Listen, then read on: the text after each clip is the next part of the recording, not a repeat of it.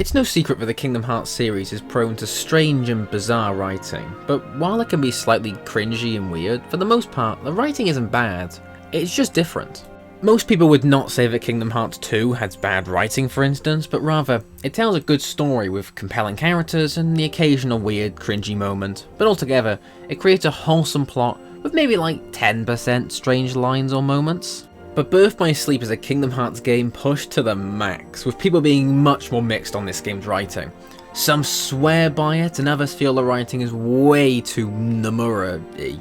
Birth by Sleep is not just like 10% weird though, it's like 50%. It's cringe, melodramatic, weird, and by god, I love it.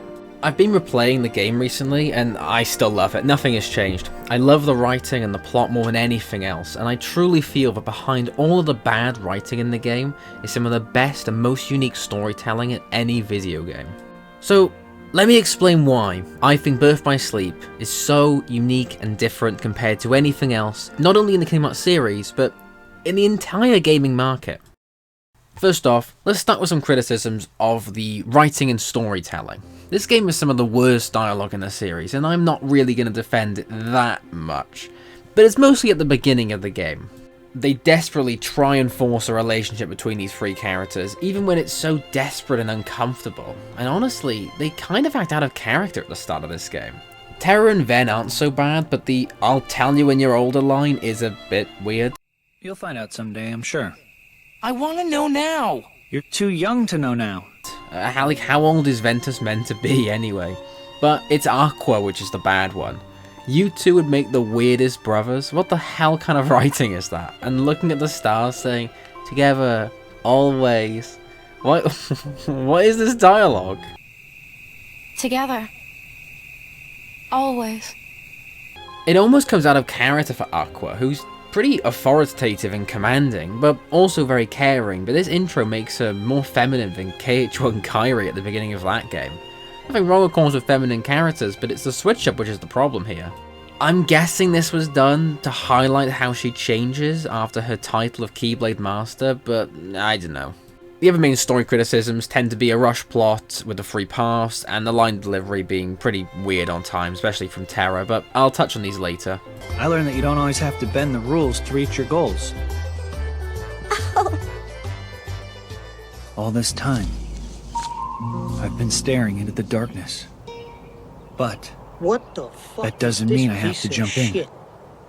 But I don't care. I will defend this friendship group until it kills me, damn it. This game rightfully gets compared to KH1, and yeah, of course, Sora, Kairi, and Riku have way better chemistry, and their bond is way more genuine. In comparison, the Wayfinder trio have like a tenth of the time and some forced dialogue. It's not even really fair, but I think it kind of works for one particular reason, and is why I have the main hypothesis of this video. Birth by Sleep's story is told more like a biblical tale or a storybook than a conventional narrative, and whether or not this was intentional or not, which it probably wasn't, this is how I have personally interpreted the game. Birth by Sleep is not a character-driven game, it is a story-driven game. The story drives the characters and not vice versa. BBS is about morals and lessons. It's portrayed in a tragic light, sort of like a play, where all three of our heroes mess up and make mistakes, but instead of this being okay and they learn, by the end, everything fails. Contrast this to Riku in KH1, where he redeems himself and mostly prevails by the end. The same is not true here. The game plays out in a somewhat comedically melodramatic manner, if anything. But I'm not done with the biblical allegory yet. Xehanort really does feel like a god or Satan here. The voice who is manipulating everybody to his will and playing the story for himself. Think of the story of Adam and Eve, for example. In the story, Adam and Eve are technically our main characters from our perspective. They are our peers. That is the point of the story. It's a moral story. Let's say, for example, they're Terra and Aqua in this instance. It is outside forces like the serpent in the story goading them into eating the apple, disobeying God's orders, in which he punishes them. The biblical story is deterministic in nature, as is Birth by Sleep, with determinism being the word used to attribute that all of life's events are determined at a predestined will. Birth by Sleep is a prequel game, and is played out in that way as to try and not subvert your expectations, that everything will go wrong for our heroes and we are expected to watch in horror. This is in key contrast to Kingdom Hearts 1 and 2 for instance, where we feel that Sora is genuinely in charge of his destiny and capable of overcoming his obstacle. The game is set up like that, but Birth by Sleep makes it very clear early on that Xehanort is manipulating everything, with little our heroes can actually do, and as he says himself, You forget I plan for every eventuality. this is why I don't actually mind the forced friendship, because that's not the point of the story upon a wider examination.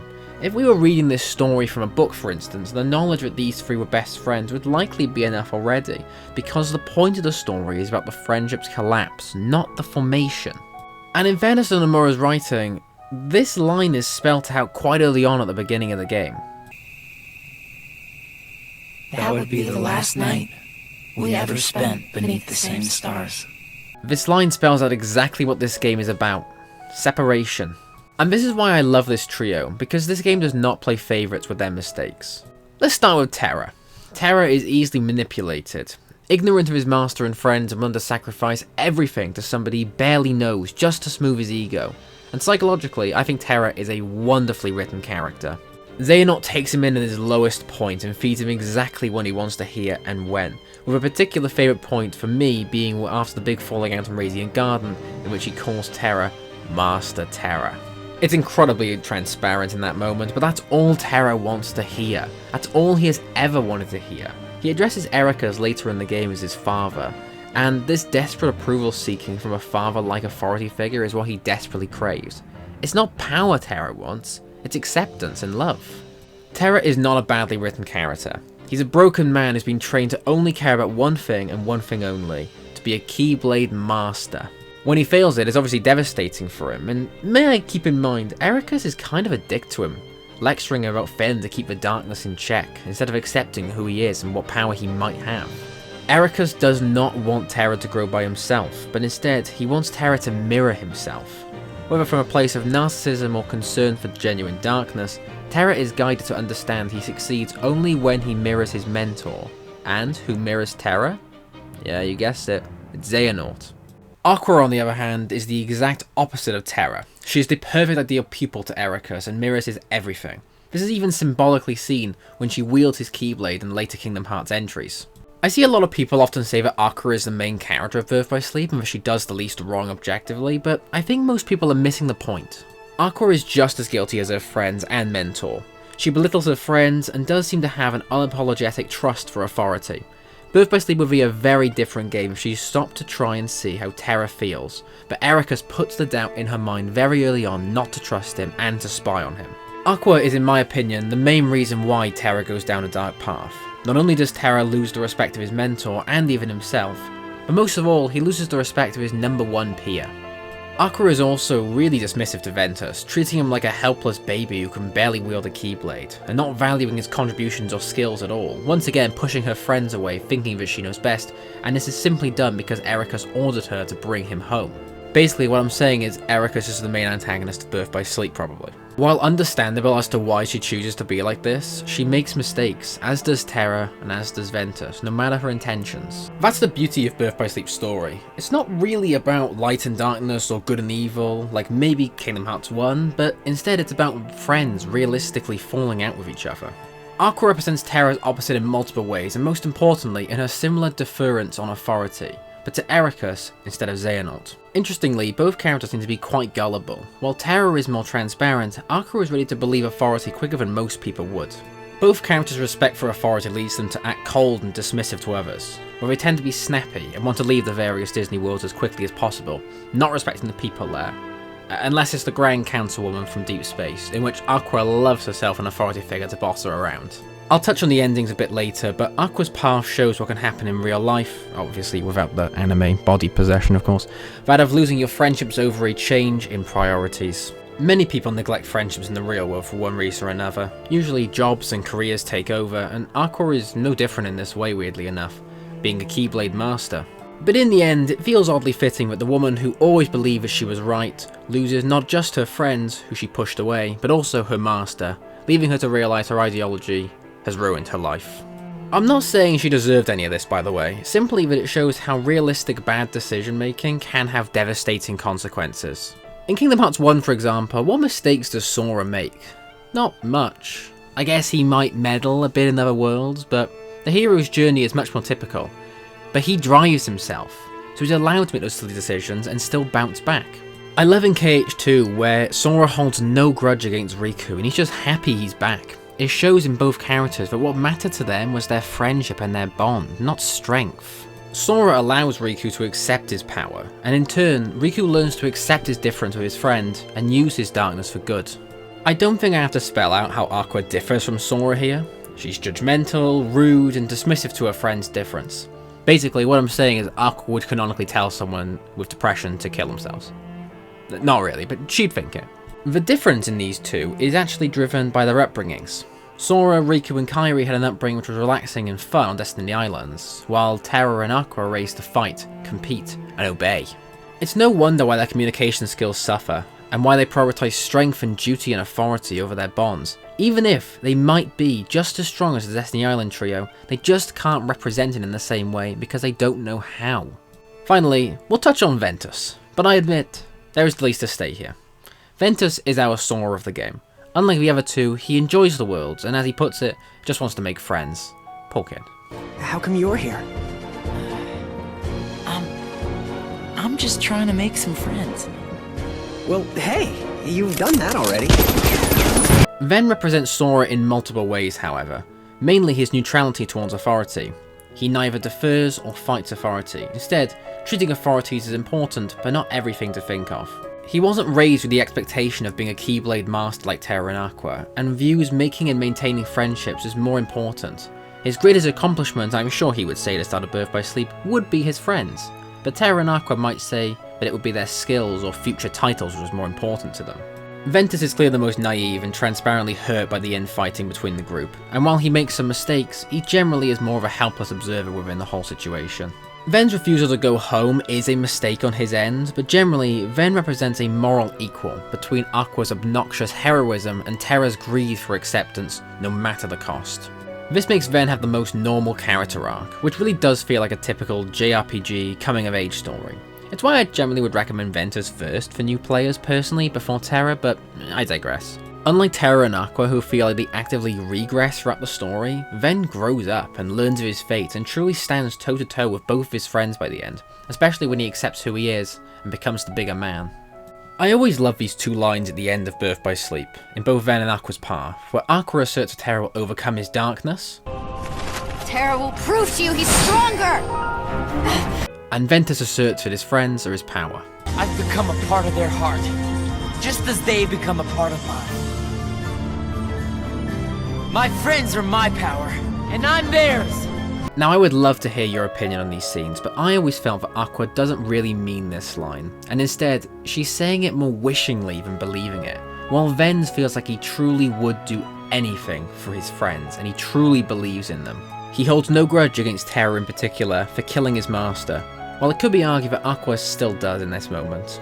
Ven becomes more mature than both of his friends by the end, and that is truly why Ventus is amazing. But yeah, he's quite simple. He represents a work-life balance, more than his friends, and how he is more emotionally mature than both of them.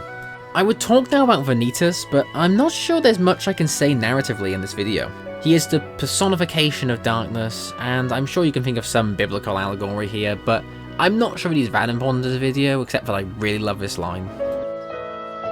There, you're gonna see me choke the life out of Terra and Aqua. Then we'll see how long you play the pacifist. Wait!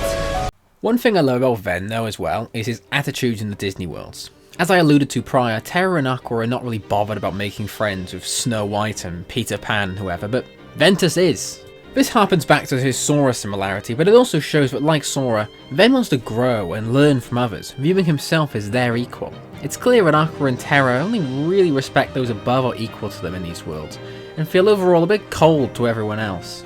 It also highlights that important lesson about authority again, that not everybody above you knows what's best for you, and maybe you could learn something from your peers as well, which is something that Aqua and Terra could both learn from. I will also use this argument to defend to my deathbed that Terra does not have that bad voice acting.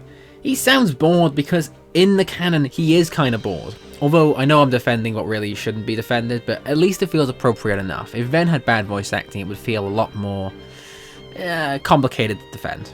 It's through these characters and their stories where we can see moral lessons and learn from them. Learn about pride and ego and about balance. Light and darkness may be the balance in the story, but behind it, it's a story about work and career against friendship and love. I truly am very poetic, aren't I? Anyways, let's go to the ending now. Terra's body is stolen, Ven falls into what basically amounts to a coma, and Aqua is left to wander the darkness for a decade. Very sad. One thing I love about Birth by Sleep in particular is that while it shows stupid mistakes from good people, it also shows the redemption. And we see this with Aqua, where she spends the whole game pushing her friends away and slowly growing her ego, only to lose everything. Her master, her friends, everything. But does she atone for her actions? Yes, actually. My arguable favourite moment in this game is after the Terranaut fight in the secret ending, and Aqua dives into the darkness to save Terra, only to realise that she can't save them both. And in a brilliant moment of writing, she willingly believes in Terra. And this sacrifice is so beautiful, as it demonstrates that while Aqua in particular has been terrible to Terra, she now understands this and believes in her friend to make things right. And in doing this to Terra, she's making her own conscience right as well. Unfortunately, this action is far too late, and Aqua unleashed Terranaut on the world, aka Xehanort, causing the main series to happen, causing the event to Kingdom Hearts 1, 2, etc. So, not great for her, so boo. I always found it quite ironic that this is one of the only moments where Aqua genuinely trusts Terra, and it comes at possibly the worst moment. But that's the tragic nature of the game, and it's as they say, life viewed from up close is a comedy, and at a distance, a tragedy. Still, it shows that it's never too late to course correct, a lesson that I feel we could all benefit from, and to believe to never give up. You see, media can have happy endings like in Kingdom Hearts 2, or sad endings like Breaking Bad, I don't know, or bittersweet endings like Kingdom Hearts 1, but Birth by Sleep is like every feeling. Optimistic, sad, potentially annoyed, I don't know. That'll conclude one of the best scenes in this game, Blank Points, where Aqua looks at the stars and cries upon hearing the boy she met 10 years ago is saving the world as she hoped to do in her own life. You can't get more biblically melodramatic than this, where every single character in the series, non-canonically, says Sora's name, needing to be saved. Do I need to state the Jesus Christ comparison here? But it's Sora as a character which is so incredible. His remarkable ability to forgive, learn, and grow is at odds with Aqua and Terra's ignorance and bigotry. Sora is not God, but his idealism grounds this very silly series into very human decisions.